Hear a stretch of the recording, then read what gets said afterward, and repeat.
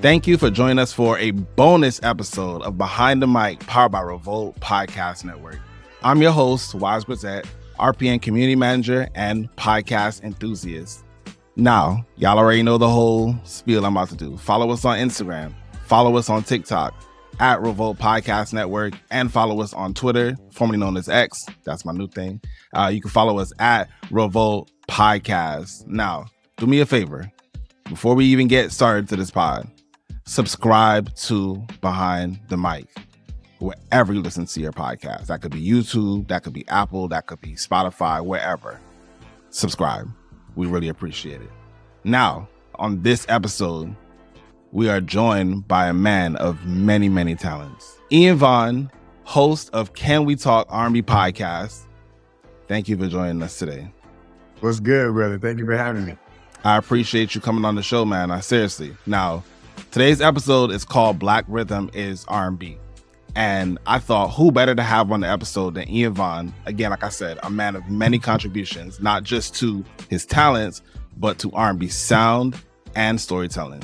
So Ian, please tell me a little bit more about yourself. What's up? So I go by the R&B Ambassador. At least that's a term that's been coined. I've been honored to wear as an ambassador for R&B music. And I mean, there's so many colorful sides of myself as it relates to talents and giftings and things in terms of who I am across the board. But specifically from a music backstory, I'm just a music lover, right? So I grew up like most R&B crooners, the traditional origin story. I was a church kid, grew up learning how to sing and harmonize and perform in front of hundreds and thousands of people since I was a small kid.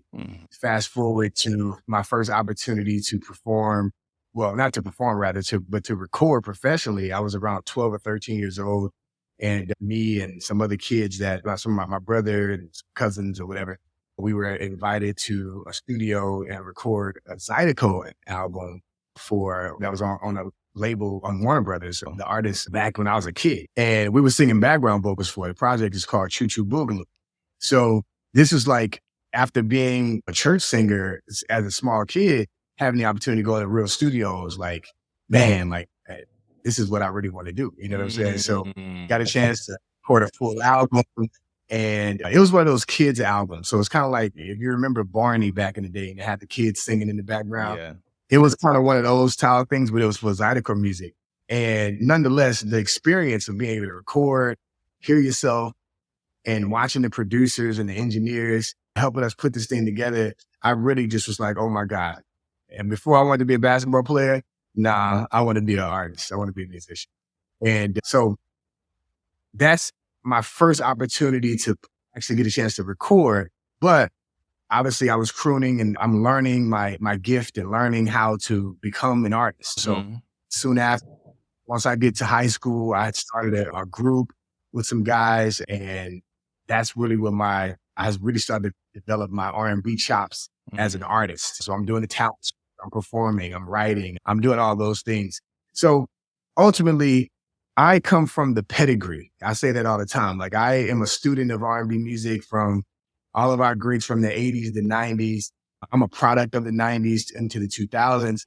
So I look at a lot of the guys, like some of our favorite groups, like the 112 and the Drew Hills and the Jagged Edges. I was always one of those people behind the scenes connecting with the producers, writers, and just background insider as a fan, as a talent, as an aspiring artist. And all of those things, I guess my studentship, learning, becoming more or less a steward of this thing, and my ability to become who I am. So again, I'm an artist, I'm a singer-songwriter, all those things, and I've done some cool things in that. But above all of that, I'm a fan. So as a fan, music, you know what I mean? And that's pretty much who, at least one major part of who I am. And honestly, that's the premise of why I started the Can We Talk R&B podcast, because I have a lot of knowledge of my own, and I love to bounce ideas off like-minded. No, thank you for sharing that. And honestly, like, it is truly a treasure, because people don't necessarily realize that we are living history. Like, we are still a very young culture. When you think about cultures across the world. Like we're talking about some cultures are 2,000 years old. So we are literally building history right now. We had opportunity to actually like sit down and talk in person around the time for Essence Fest. So last year, what was that, July? Right. And July. Ian is an incredible individual, like not just like focused on R&B, and we're going to get more into that as well too, but very, very smart man. Y'all going to find out today on this episode. But right now, let's start with the tunes. We have a new playlist on Spotify called B-Sides, Track of the Week, where you can find all of our guests' favorite songs anytime. Now, B-side tracks to me are songs that aren't necessarily all that popular, but are as good or better than the A-side. So, Ian, tell me, what B-side track do you want to share with us today and why? Well, I guess I'll have to do a shameless plug. So I have a song. I dropped this song. It's called Lay You Down. It's 100% a B-side, but it's a bop. It really is. When I put that song together, shout out to my man Derek Harvin, my boy Franklin Shaw. We put this piece together. And it's just a beautiful piece. Like, it's just one of those joints that has all the vibes on it, has live guitar. Shout out to my man Tim Marchand for lacing the guitars for me. I just really love the record. I want more people to hear it. And I think if people hear it, they'll be able to add it to their playlist and be like, okay, there's some vibe on top of it. I love that. And it's definitely going to be on our playlist. So y'all go on Spotify. It's exclusively on Spotify. We got you. Lay You Down. Okay. All right. So Ian, thank you for sharing that. This is where we're going to dive more into Ian Vaughn, the person now, right? So you got roots in Baton Rouge. We know music obviously shaped your upbringing. So what would you say inspired you first and foremost to shift from performing to podcasting? Is a great question. So I still perform, but I do it sparing, right? So I get a lot of people, I get requests for bookings all the time that I'm just not in the headspace to be fully in the performance mode. But when I'm in that mode, I like to perform. But, you know, the music business really broke my heart. Still passionate about creating music, still passionate about performing, but there's so many other elements that come into that, right? Yeah. So there's a difference between a recording artist and just a performing artist. I live in New Orleans. You can go on any club, any block, and there are performing artists performing every day. That's not living that I wanted to have for myself. Not saying that some of those guys don't do it really, but that's not the living I wanted to have for myself. And the business guy that I am always wanted to take things to the next level and live a different type of lifestyle, even when music wasn't specifically providing that. So ultimately, the whole time I'm still very passionate about it. And I remember I had the idea to start a podcast around 2018, 19. And I was kind of sitting on my head. And because again, I didn't know what to do. I'm an artist. I'm like, man, I don't know. I want to still put music out. I still want to do this. But ultimately, just watching the wave, I'm like, I have so many friends in the business. I have so many people that I talk to. And when I talk to these guys, they have some of the most amazing stories. I have a lot of stories. And I'm like, a lot of people, when I get to talking, saying these stories or having these conversations, a lot of people really love to hear it. They're like, man, I didn't know that that's how that song was created. Or I didn't know that happened on tour. Or I didn't know this particular artist's personality, that they were this way. And I said, man, this would be a fantastic opportunity to start a podcast talking about all of this. Fast forward, COVID happened. Again, still sitting on my hands, had the idea, but didn't know where to start. One of my good friends is Van Lathan. So I called him, and he had already had 2 successful podcasts at this point. And I asked for his advice. And he said, Ian, you need a producer. You need a producer. That's all you need. Get some equipment and go for it. Still, I had that information in my head, but I'm like, okay, now where am I going to find a podcast producer? Right. Yeah. Fast forward to 2023. I called a friend of mine who used to be my publicist for my artistry. And I called her, hey, I got a new single I'm dropping. Help me do a press release. I need to get the noise out for this song. And she's like, oh, I'm not really doing publicist stuff as much anymore. I've shifted to podcast producing. And I was like, no way. And I told her, I have a show. It's called Can We Talk R&B. I already had the company set. I already had all the logistics set up. I just didn't have the show laid out. Fast forward we had one conversation. I flew to New York the next week and we started shooting immediately. So Wow. all of that is the journey to how I got here. And honestly, it's one of the most fulfilling things that I've done. It doesn't take away my passion to perform and to record because I'm still doing that. But it definitely is a fix because I'm able to have these conversations with so many amazing songwriters, producers, artists, executives, music lovers, and we speak the same language. And we're building a community that's been fantastic. So it's just a wonderful thing. And look, all things in God's timing. You know what I mean? Like all good things. Would you say that now having had the podcast now for 2 seasons, would you say that you now see the industry a little bit differently? Like the musicians, the individual pieces, you got your engineers, you got your producers, you got your songwriters, you got your performers. Like, do you see the industry different now that you've done the podcast? Or do you feel like you still have like the same lens that you had when you were solely like an artist? I feel like I have learned a lot since I've had the show, but to be honest, I don't know that I see the industry through a different lens because, again, I've been in it the whole time. So a lot of people that I'm having these conversations with, I'm learning their individual stories, but a lot of their stories are very similar to mine. Yeah. So they may have had a top 10 hit or they may have had a number 1 hit, but in terms of how they got there, all of that is very similar to my own personal experience. So I have definitely learned a lot having all these conversations with different people. But my lens on the music business is the same. Now, the industry has evolved so much since I first started. And honestly, as I would say the last so many years, it's really ever evolving at this point because things are moving so much back with technology and AI and all of these other things. So I just find it to be an interesting landscape. The fact that anyone and everyone can decide to be an artist today, talent or no talent, that muddies the water a lot.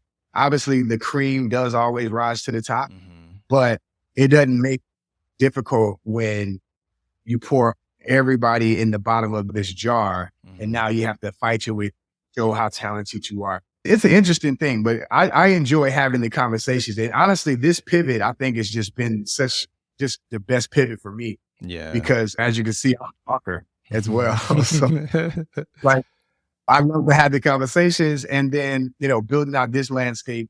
I'm also able to share my opinions and hear other opinions on other artists and so forth. Lovely. Okay. So, the theme of this episode is called Black Rhythm Is. So to you, your own interpretation, what does Black rhythm mean to you and how does it resonate in your life and work? I can answer the latter part of the question first. So how does Black rhythm resonate in my life? I mean, it's just who I am, right? I don't know how not to be Black. I also don't know how to be rhythmic. It is the soundtrack. It is the tempo in which the way I speak. It's the tempo in which the way I walk and the way I view things in terms of the way I conversate or I live my life. You know what I'm saying? So like, I wouldn't want to be nothing but who I am. You know what I'm saying? I do believe God put us all on this planet, individually with our own characteristics. At the same time, I do feel there was an extra special sauce and a unique sauce, or an element, let's say gold, an element that's in our gene pool, it's in our DNA. And that aroma, right? We give off something, it's a flavor that we give off that is just unique. And I'm proud to be a part of that kill and a part of that special spice of life. And that's what Black rhythm means to me. And we're rhythmic and we have that special sauce in so many different things. I know we get a lot of times confined to sports or entertainment, but when we think about our scholars and we think about our politicians, our doctors, our lawyers, our business professionals, our ancestors, we all have something special. And then there's room for it. You know what I'm saying? Like there's room for every individual flavor. Being from Louisiana, I can akin this to like gumbo. We put a lot of things in. We have seafood in there. We have sausage in there. We have okra in there. Some people put all type of things in there. All types of different peppers and spices and so forth, so forth. And to me, that kind of reminds me of the Black community in terms of we're not a monolith at all, but we all do have a special flavor that we have, in rhythm that we have, that just makes us so special. Yeah. You said that so amazing, and even like the gumbo analogy is just like perfect. Perfect. Perfect. All right, y'all. On the other side of this break, y'all, we're kicking it into overdrive with our rapid fire game right after this.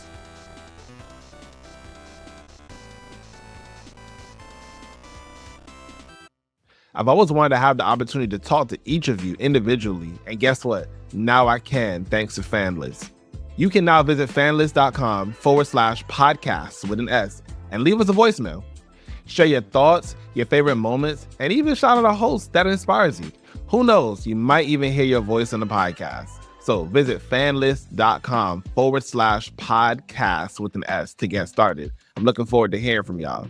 And we're back, y'all. Thanks for sticking around. And we are now kicking it into overdrive with a rapid fire round of word association. Ian, are you ready? I'm ready, brother. All right, cool. I got my y'all know how I get. I got my stopwatch together this time, though. Okay, starting in 3, 2, 1. Soul. I think about honestly, I think about my mind. I think about my being, who I am. Like, without my soul, that my body is just a shell, but my soul is my actual being, myself. Freedom. Freedom is, to me, one of the most important things about being alive. It's about having the freedom to be flexible, freedom to explore, freedom to be who you are and do other things. I love doing behind the mic. I just want to keep saying that to people. Like, I love doing this podcast because I am getting, and you spoke about this as well too. Like, you get an opportunity to like talk to people authentically. So yes, before we go, Ian, what's one thing that you need people to know about you leaving this podcast? Well, one major thing, I'm an entrepreneur. I'm a business guy. I'm a serial entrepreneur, actually. So I own a couple of companies, a couple of them I'm very proud of here in Louisiana. I am part owner of a medical telehealth clinic called Mary Medical. We specialize in doing recommendations for medical marijuana in the state of Louisiana. I also have a marketing sales company called Industry Marketing Specialist. And what we do is I partner with different organizations or specialty pharmacies or other sales organizations for different products. And I put salespeople in place to grow their business versus them trying to hire and train people in place that can really take their business to the next level. So these are things that I'm also passionate about. And I'm also into real estate investment. I'm a partner in a company called Proof Consultants, and we do property investments. So I'm a multifaceted person with all of these things that my hands are in. And of course, above all of that, I'm a big fan of R&B music and an artist and a creative. So I don't know what someone would characterize my personality as, but I am definitely multifaceted, and I make room with my freedom to express all of these different entities that I have my hands in. Incredible. Didn't I tell you in the beginning of this? Man of many talents. Man. Yes, all right. Sir. Ian, thank you so much for coming on this bonus episode of Behind the Mic, Powered by Revolt Podcast Network. Ian, make sure that you tell the people where they can find you on socials, where they can listen to the podcast, all the jazz.